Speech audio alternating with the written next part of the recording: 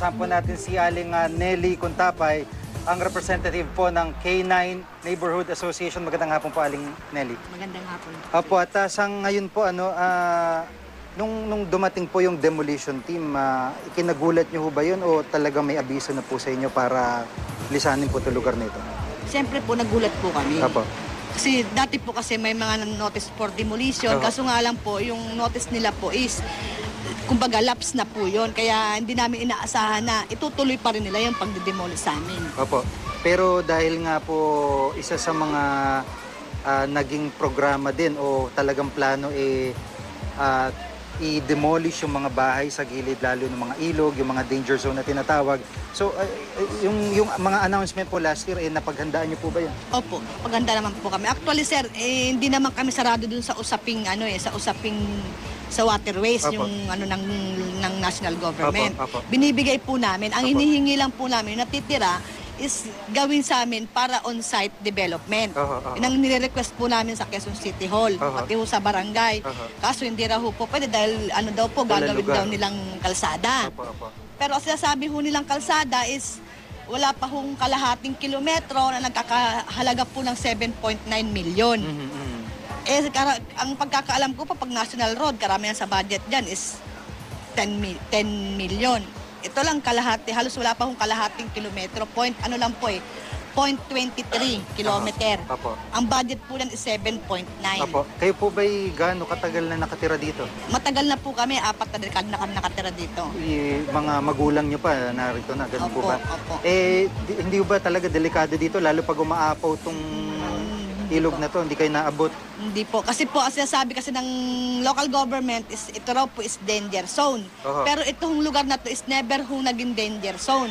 Kasi ho, dati, nagpa-relocate yung ibang taga rito sa amin, dela sa Montalban. Kaso nga lang doon, dead zone pala pagdadalhan sa amin doon. Dahil hinabagat po sila doon eh. Yung iba nga po doon, nagbalikan na po dito. Opo. At yung pong plano nyo ngayon, ngayong binaklas sa tong bahay nyo, tatanggapin nyo na ho ba yung relocation pansamantala? Hindi pa po, kasi magkakaroon pa po kami ng, ipipilit pa rin ho namin yung on-site development. Kasi po, ang sinasabi po ng local government, kailangan mapaunlad po yung lugar natin.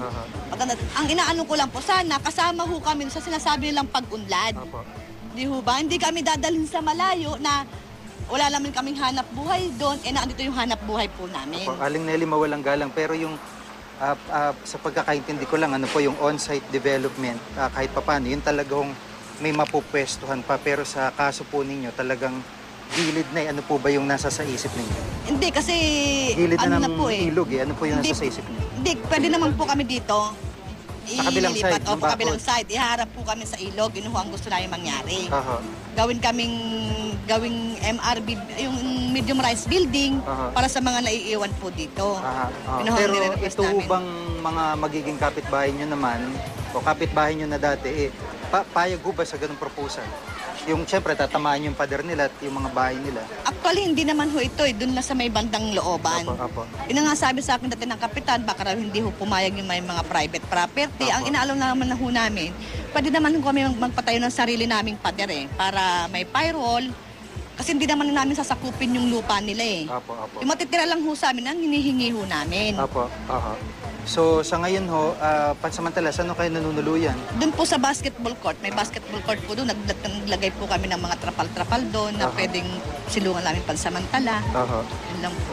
Maraming salamat po, Aling Nelly, sa pagkakataon at paliwanag. Si Aling Nelly Contapay, isa po sa mga representative ng K9 Neighborhood Association. Samantala, kasama din po natin si Superintendent Richard Fiesta, Commander po ng QCPD Station 9 na nakakasako po dito sa lugar. Magandang hapon po, sir.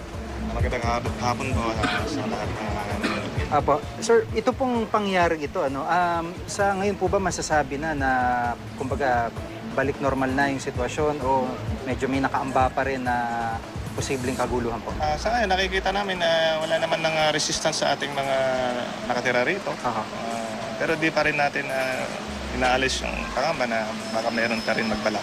Opo. Yung po bang mga nambato identified ng mga taga rito o may impormasyon po kayo na hindi taga rito? Ano pong impormasyon nakalap? Kasi kanina, dito rin kasi akong nag-assist sa mga CDM operatives natin. Opo. Nakikita ko, puro galing dito yung bato eh. Opo. Hindi na lang, buti nga, hindi naman namamatay yung nasa labas. Kaya isang direction ng bato. Opo. Hindi natin masigurado kung sino yun ng mga namato. Opo.